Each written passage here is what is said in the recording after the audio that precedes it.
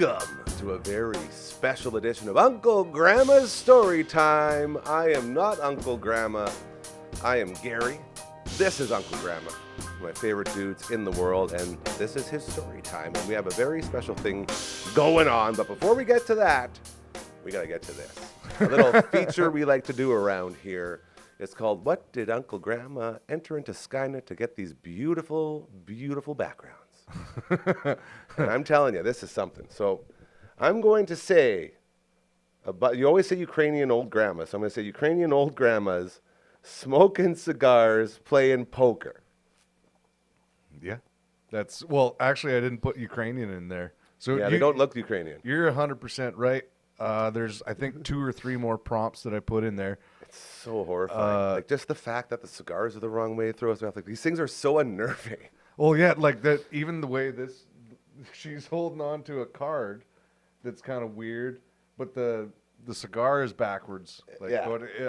I love It's that really kind of weird. stuff. You love it, hey? And I can't stand the it. eyeballs and everything are super creepy. Like it's awesome. But See, I liked it at first when I didn't look at it. Now it horrifies me. I should have thought this over. It's friggin' Skynet. But I think I worst. put like realistic in there. I wanted it to did look look real. like the cover of a John Hughes movie was actually another prompt. Old in pink instead of like pretty in pink. That's Yeah, John it was Hughes like movie. St. Elmo's Fire or something Yeah. like it. I don't know why I Good chose song. that, but like, yeah, not Ukrainian ladies though. I didn't put Ukrainian ladies. They don't got that. They don't got the Ukrainian old lady look. They don't look like they worked as hard. And I think it was just old ladies smoking cigars, playing poker. Living their best life. Yeah, and they look pretty friggin' angry. Oh yeah, no, they're supposed to be angry. Yeah. Yeah. There was a definite feel. That's why it's so unnerving, is they're looking at me like they just saw me come out of a strip club or something. I don't like I'm being judged. Okay, So fun. Thank you for doing that, by the way. It always sets a good tone for the episode. Tell everyone what's going on here. What are we doing? Okay, so this episode is not going to be so much right now. This episode is It's the start of a 3-part series. it's a series. Exactly. That's perfect. Thank you for doing That's that. why I'm here. Whenever my brain farts, you I just got seem to catch those farts and put them in a cup, and it's like on South Park. Remember they fart in the cups that go... We're Very Canadian funny. That's after it. all. Here we go. We like to smell each other's farts. So, this is a part of a series. It's going to be a part of a lot more things going forward. I hope to get more guests in to clarify a bunch of stuff. But this was a very exciting time to have this guest in. One of the coolest dudes I've ever met. Instantly, his aura is so welcoming. And I felt like we were best friends the second we were introduced to each other. And he's so well-spoken and such a kind soul. And he's literally tapped into whatever the universe is putting into this place, all the positive energy and all the stuff that we always talk about, the stuff that has basically erected this content creation studio, he's all about. Yeah. And that just, like, the second he was here, he felt comfortable. He opened right up. And the stories, man, like, it's incredible stuff. An incredible human being. I'm so happy I got to meet him. This is awesome. We try and keep these episodes relatively short, but Yeah, that's the other thing. We're supposed to go like a half hour, and he was here for 3 hours. yeah, it was nuts. We have a lot of episodes that we're going to be releasing. It's going to be cut into several different things. Lots of stories, lots of Name drops. Lots of name drops. So that's what I guess is the next portion. Like a lot of these people that we talk about in this interview or in lots this of rebuttals. hangout, there will be a lot more people to come and put their piece on it and add to all the Craziness. the craziness of our lives. So Making sense of what you guys have done over the last, like, 20, 25 years. yeah. So this is very exciting for me. This is my very good friend, James Arsenian, also known as Big James. Big James. From Endost. I'll just throw that up in there. Oh, look at this. Yeah, work it, girl. Here he goes. It's something that we didn't really that's get so to sick, get bro. to do when we were here. Is doing a lot of references for his band and other bands that he's been in. But You know, and doesn't that say a lot about him? He spent 3 hours and not once talked about himself. no, What an angel. Yeah, so Dude. hope you guys enjoy this. This is very exciting for the both of us to have a guest like him in, and we're gonna get. He might come back again. He threatened it, so For now, In the business, they call this a big get. Yeah. Just so you know. So everybody, without further ado, Big James Arsenian. It's like one of the coolest concerts, like as far as all of us are considered. It was like the best bands that we could all imagine. It's like Fearless Flyers with Nate Smith and Corey Wong and all these guys, and then Lettuce, which is like one of my favorite bands, and then Fred Wesley and the New JBs, like the... You just named 3 bands that I've never heard of in my life, and they're your funk favorite bands. That's Yeah. like, oh, they're funk bands? Yeah, and Fred Wesley's the trombone player from James Brown Band. Oh, okay, yeah. So they're Everyone knows opening. that. They're opening. That's And awesome. it was just like nuts. And then the second night was Ghost Note, which is guys from Snarky Puppy. And Okay, then, that name I've heard. And I then know Snarky Puppy. Tower Power headlined. Okay, yeah, And I know Tower them too. Power's from Oakland, and this concert was in Napa Valley. Okay, and yeah. We were just like, Well, I guess we're going. Yeah. and he was just like, I already bought tickets. We found flights, and it was just like, when is it? Oh, now. It's right now. Okay, I guess we're all going. And yeah, we Meant went to out be. and did that. It was amazing. Yeah. And yeah, Uncle Gramma's story time. Welcome to it. The walk-ups are becoming my favorite thing. I'm telling you right now. Like every single time I walk up, you're either having a conversation with yourself, or we're talking about Maggie. Or there's always something funny. And today, for the first time, we got a special guest, my friend. This is your show. Take over. What's going on here? well, Gary, I haven't actually introduced you properly to my friend here, which is kind of rude for me, but I wanted to do it on camera. This is love my it. friend James, Big James. they call Welcome, him. Big James. Thank you so much. What a is- pleasure to be here. I knew right when he walked through the fence, I was like, oh yeah, he's one of us. That's a good Yeah, dude right there. 100%. Instantly. I always talk feel about it, how yeah. we have a very, very strict rule in here, and it's basically the only rules. No dicks and no assholes. It's like we can't have people coming in here and acting like real pieces of shit. So we're sort of like trying to be aware of all that, and you pass the test instantly, bro. That's what I'm thanks. saying. So Good. welcome. You passed the smell test too. Thank we're you, so man. grateful to have you here. Man, what a Well, pleasure to be this here. is Thank you. great. You smell terrific. Yeah. I did shower. I shower every day. I don't contribute much to myself, but I always make sure I shower every day. Very important. Surprised the hype towel didn't. Has not showered ever. These are actual, like, Grandma was there for all of these stains. These are all 911 Turbo Banff show stains. And this hype towel has seen a lot. Like, man, I can't imagine how many liters of Jägermeister. You're have been giving wiped like with this. super white Craig Robinson vibes with you. If only I had the talent. Pull off the top. Oh, yeah.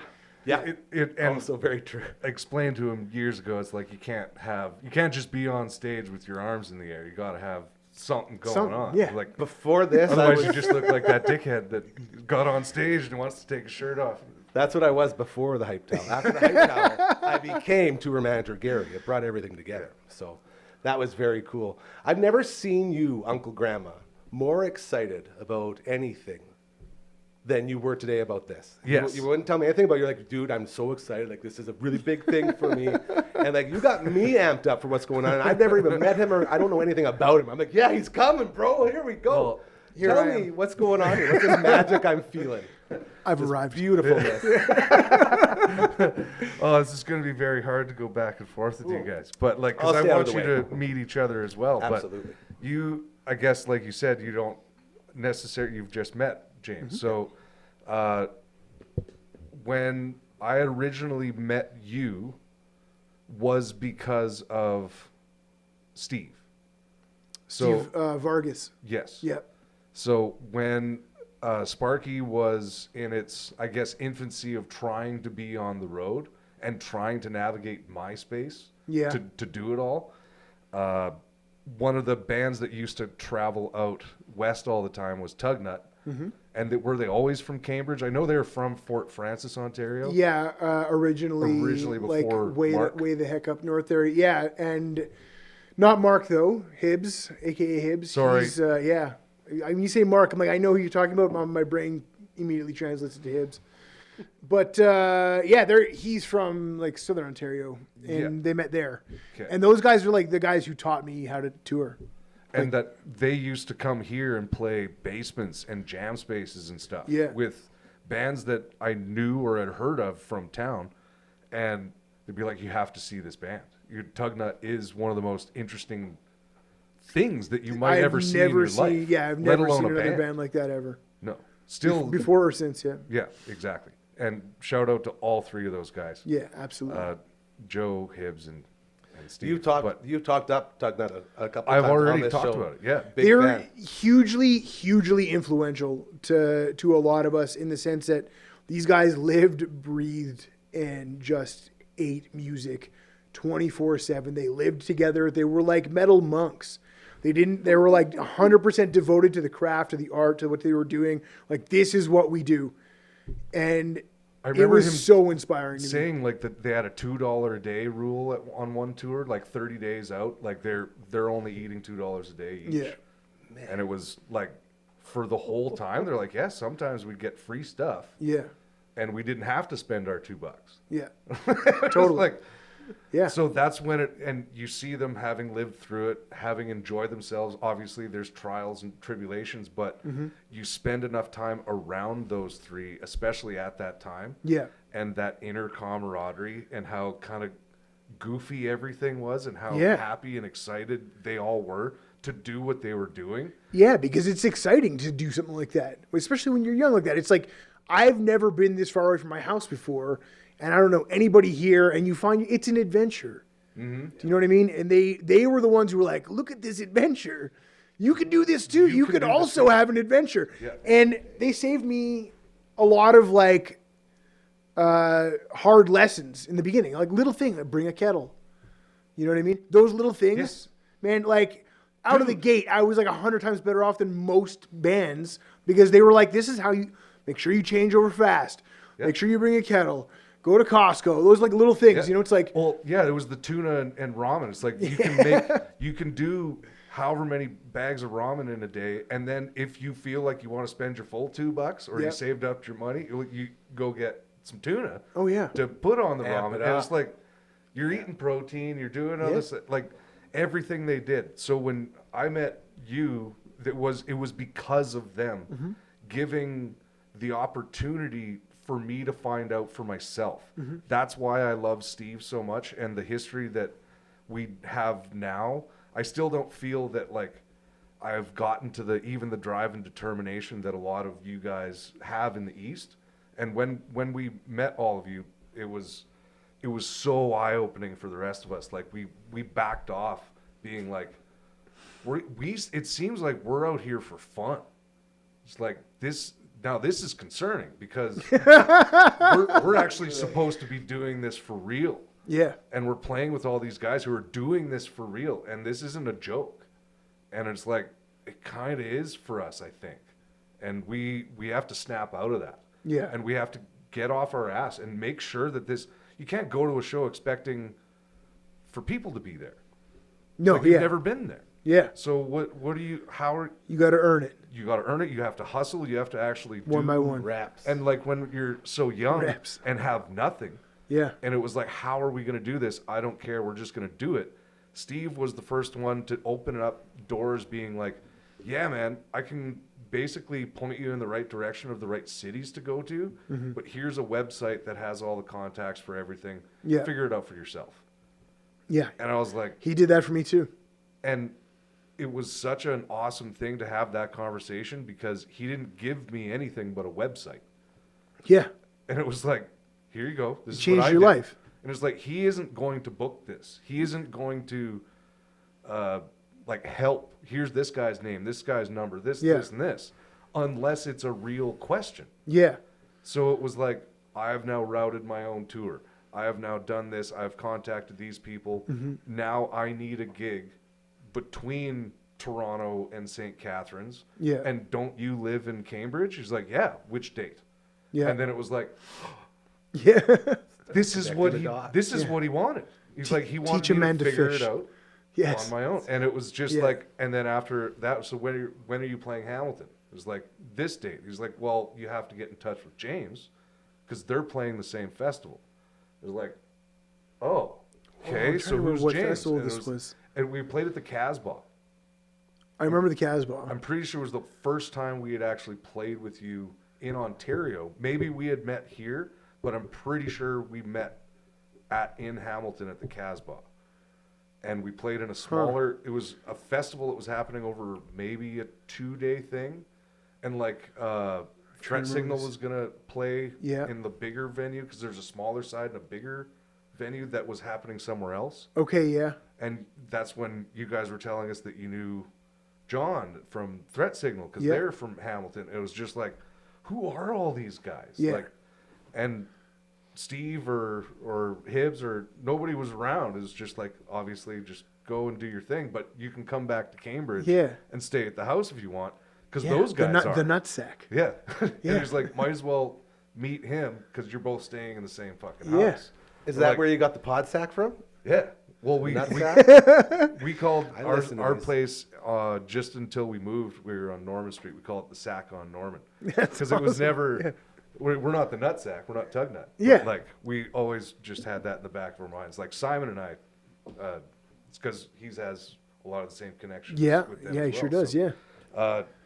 I just remember being there and wanting to like fuck off and be extra goofy. Yeah. Everyone, we made such good friends with everybody because Yes. you guys were such characters that Yeah. after looking on MySpace, being like, look at these guys. Like, this is, do you listen to this band? Like, are you hearing what we're hearing? We're going to play with this band. This is Yeah. going to be nuts.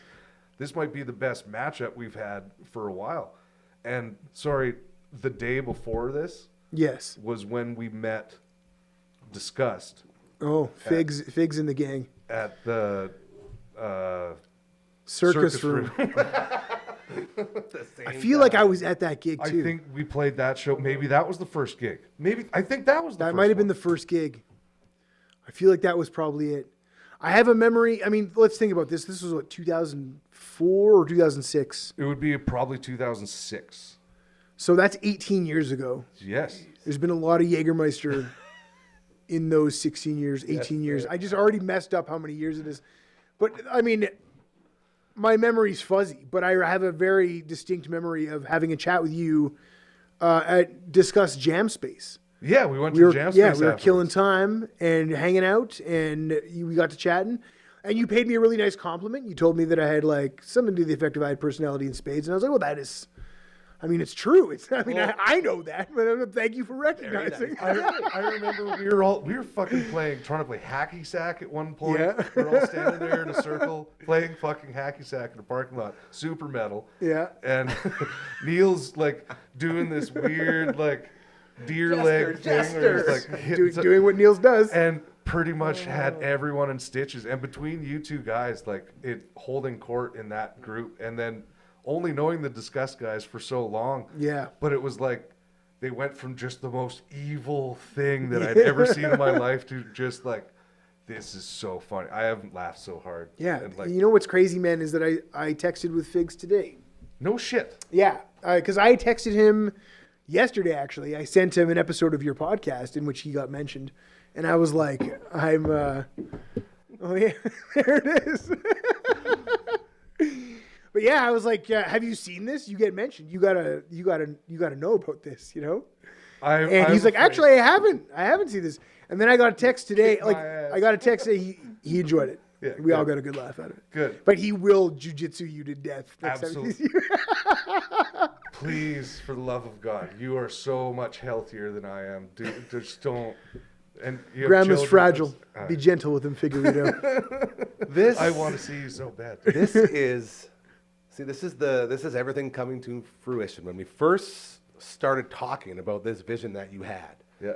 and I was in the middle of getting all these other shows up and running, and like the first one we posted, I said, "This is the best show on the internet." And you being you, and like you said it perfectly with like the compliments. Like he's a walking compliment sandwich. Like he will go everywhere, and then if someone gives him back, like, "Oh, you think that's a good one?" Like we play compliment tennis all the time, me and this guy.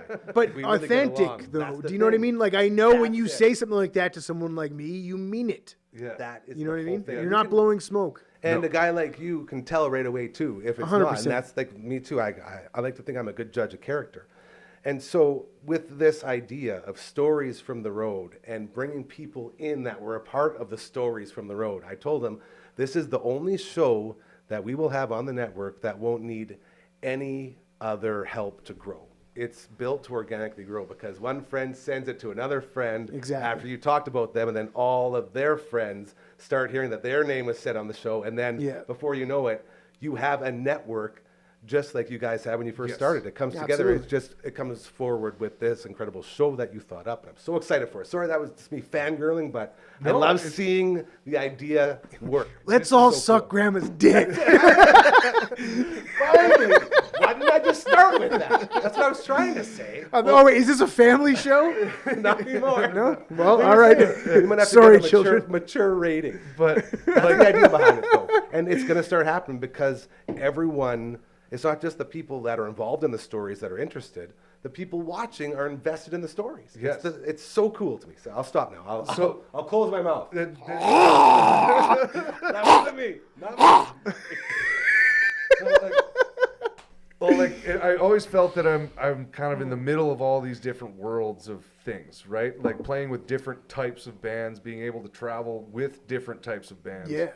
And when I first went out with Sparky on that tour where we met you, that was the first time it felt like it's like there's no money on the end of this. We want this to go out to the world. We want to know what this is like. I've been on the road before, but not like this. Like this is, everyone's pushing something that is very strange. It's not for everyone. Yeah. So you have to go and find a nook and cranny to fit in. Yeah. And there's people on the other end of that. Yes. And like when Sparky, I admit, found nooks and crannies within already existing genres and systems that we seem to fit in. And I believe I'd hand that to a band like Tugnut to make it seem like we could go and play a show with a hardcore band or a death metal band or like any kind of heavy band. Yes. We can basically go and play that show because that's when where we were seeing them. Yeah. It was on bands like, because you can't classify that band. Yeah. Tugnut is No, unclassifiable. like it's experimental. It's like the closest you can get. Yes. You know? So it kind of opened up a door where it's like, okay, accept a band or a show with a folk rock band. Yeah. We could do that. That's no problem. Why not? But then when we met you guys, that's where it all kind of connected. And it's so serendipitous that because this show is happening now and we're talking about this, I always thought if we didn't meet each other, like our lives would have just been very, very different. Oh, yeah. And because of the years of connections that we ended up having down the line, and you have your own career. I never even mentioned the band. Like Endost is the band that we played with. They're called Endost, E-N-D-A-S-T. You have a logo tattooed on your hand. I always sure do. recognize that. Hell yeah. Shout out to Endost. You guys were the funnest people to be around. Thank you. And all we were trying to do was not fart anybody out of a room. And How many times that happened? You failed. Yeah, I was going to say, dude. You failed. No, but think about this though. Like, think about especially in a genre like metal, where things can get kind of like weird when you start mixing the subgenres. Like, people can kind of get elitist about their particular subgenre. We're talking 20 years ago. There was Yeah. an elitism, Yeah. and now it's wild, right? So, far like, beyond. thinking about that and thinking about how different all of the bands we mentioned are, like Sparky, Disgust, Tugnut, Endost, just those bands alone. Then you start throwing in, the Ninja Spies, the Agonals, the Fuck the Violent Facts. Marv, Fuck the Facts, all of these Sabatini, kinds of bands, yes. And then, Sabatini after Violent Marv and so on. Like, these bands are all super different. And we all love playing with one another because it's like a real recognized real thing. You know what I mean? It's like I could see Sparky and be like, oh, these guys get it. Do you know what I mean? Like, this is something different. They're trying to do something cool. They're succeeding. It's awesome. They're tight. And they're great guys to be around. So it's like right away there's a connection. It's like immediately you click. Like, oh, we're going to be bros. And here, man, it's 18 years later and I'm sitting here hanging out with you. Yeah. You know what I mean? Like, and I was so stoked to see you today, man. Like, genuinely. And likewise, this is amazing. I'm so happy for you to be here because there's a lot of things that we learned from you guys when we met. There was a lot of, oh yeah, I remember telling you guys, like, I've been to the Yukon. Yeah. I'd go to do these like gigs with, in an original band playing in cover bars and like I was out risking stuff when I was 19 to 22 years old on my own, So I had some road stories, and I felt, hey, I got something to say, but you guys had done all this stuff, toured with all these bands, and we're like the same age. It's like, how have you guys done all this? Like, and it was so professionally done. It, like I said, we kind of just went, oh, snap. Like, we got to figure some stuff out here. We did it together, though, in the end, didn't we? Absolutely. We spent a bit of time on the road together, and Yes. man, memories I'll cherish forever, for sure. And there's, you introduced us to the Ninja Spy guys. I remember Pepe specifically, when we stayed at his house. I think the last time we were in Montreal, not the last time, but we had stayed at his place one of the nights that we were in Montreal. Yep. And because Endos was a Montreal-based band. That's right. When we went there, I don't think we played the first time. So it was, anyway, Pepe gave us his Ninja Spy CD. Right on. And he was like, well, I'll buy another one because they'll eventually be on tour again, but I need to know that you guys went and met them after this. Yeah. Because you're closer to them than we are. I don't know why you're not playing shows. Yeah, like in my mind, it was a perfect pairing as well. Like out of the, I'm like, you guys don't know each other yet, but they're going to, and it's going to work. Yes, and then it was like, holy shit, we met three brothers that are instantly brothers, still to this day, like yourself. Like I consider you all some of my best good friends. Absolutely, man. That we have gone through a lot in very short periods of time together. Oh yeah. And we know each other, and there's no hiding any of that. We actually do know each other from these little short periods of time. Yeah, you've seen me misbehave, and at my worst, basically. You know what I mean? Like, but also at my best. Yes. You know, and that's the thing. Like, I think about that all the time. Is like, I've got friends who I've known my whole life in Montreal that I love, but I'm not as close with them as I am with guys I've hung out with 24 times, let's say. That we toured together, we did something. It was like a shared common goal. Yeah. You know, like a something we worked together towards. Yes. You know, like, we're gonna do this thing. We're gonna try to play these shows. We're gonna make this happen. It's gonna be hard. Nobody knows us. We're gonna try this. Yeah. You know, and that, I mean, it changes your life. You know what I mean? Yeah. And you meet these people that, like, I mean, I was at someone's wedding the other day. Exactly. You know what I mean? Like, that I met doing this. You know what I mean?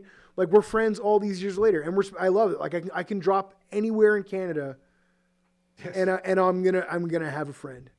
Okay, thank you guys for sticking around to the end. If you've gotten to this point, thanks. We have a lot more conversation going on here in this interview. So tune in next time. We're gonna have the second installment of the interview with Big James. Lots more stuff to go. We end up basically, hugging without hugging throughout the rest of the interview. So thank you guys for tuning in. Watch Uncle Gramma's Storytime. Share and like it, and subscribe to Dufferin Ave Media Network. Love you guys. Love you, James.